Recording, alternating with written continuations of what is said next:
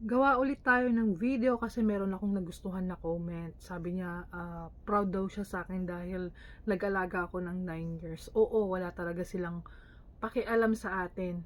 Kaya ingatan po natin ang mga sarili natin. Alam niyo, iniisip ko pa noon, what if magkasakit ako? Sinong mag-aalaga sa akin? Sino ang sasama sa akin sa hospital? Yun ang lagi kong pinapanalangin, na sana wag akong magkasakit.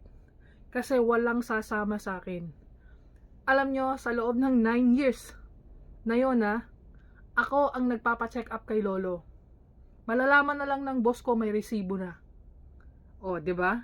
Tapos, yung monthly ni Lolo sa Somfong, sinasamahan ko yan palagi.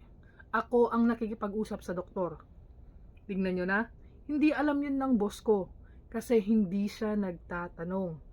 Tapos yung gamot niya na every 3 months, ako din ang kumukuha. Hindi alam ng boss ko yon kasi sa akin na niya pinagkatiwala si Lolo. Although, dapat papa niya yun, magtanong siya tungkol kay Lolo. Kahit na hindi siya marunong mag-Chinese. Kasi, nakakapagsalita naman ako Chinese konti lang.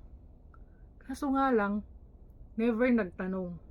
Hindi ko na rin inopen. Wala silang alam. Nung namatay si Lolo, inopen ko lahat doon sa panganay nila kasi yung panganay nila nagtanong. Sinabi ko lang yung totoo. And alam nyo ba, ito pa, nung namatay si Lolo, wala silang picture na kahit na ano. Buti na lang. Mahilig ako mag-video. Mahilig ako mag-picture.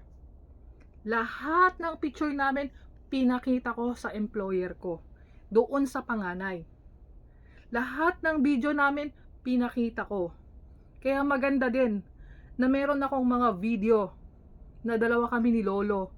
Kung anong ginagawa ko sa kanya, kung paano ko siya inaalagaan, kung paano ko siya kung paano ko siya mahalin. Kaya kayo, mag-video din kayo. Kung walang pakialam yung mga amo nyo, kasi darating ang panahon, magagamit din nyo yan. Sinasabi ko sa inyo, magagamit nyo yan. Alam nyo yung picture ni Lolo, na yung frame, doon sa may funeral, galing sa akin. Kasi wala silang picture na kahit na ano. Tignan nyo na. Kaya nagpapasalamat sila sa akin dahil minahal ko yung papa nila. With proof yun kasi may video ako. May mga picture ako. Kaya, ayun, na-appreciate ako nung panganay. Das ngayon, tong panganay, ikinuwento nyo ngayon dun sa boss ko. Tapos, na-appreciate ako ng boss ko kung kailan wala na si Lolo. O, tingnan nyo yun. Kung kailan wala na yung Lolo ko. O, tapos, ito na nga, direct hire ako, di ba? Wala akong broker. Bago lang tong broker ko na to. Itong pagka-direct hire ko, in-interview sila ng broker. Yung employer ko, pati ako. So, sinabi na nila yung ganon, mabait akong tao, ganyan, hindi nagde-day off, ganyan, lahat. Lahat yun, lahat.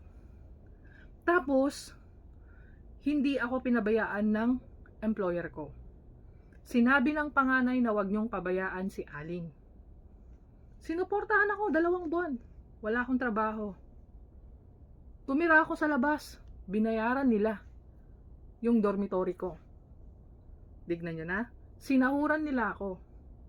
Hanggang sa nakahanap ako ng employer. Kaya, thank God. Kasi, dahil sa mga video ko, na-appreciate nila ako. And, syempre, sobrang saya ko. And, okay na kami ng employer ko. Kung kailan wala na ako sa kanila. At, di ba meron pa akong ama, may asawa si Lolo Kung tatawagin pa nila ako na mag-alaga sa mama nila, hindi na ako babalik sa kanila. Kasi alam ko na, naranasan ko na kung paano sila magtrato ng kagaya natin na walyaw. So doon sa mag-aalaga sa ama ko, good luck na lang. Siguro magbabago na din naman sila kasi nagbago naman na yung pananaw nila sa Pilipino, sa walyaw. So, yun lamang po. Wala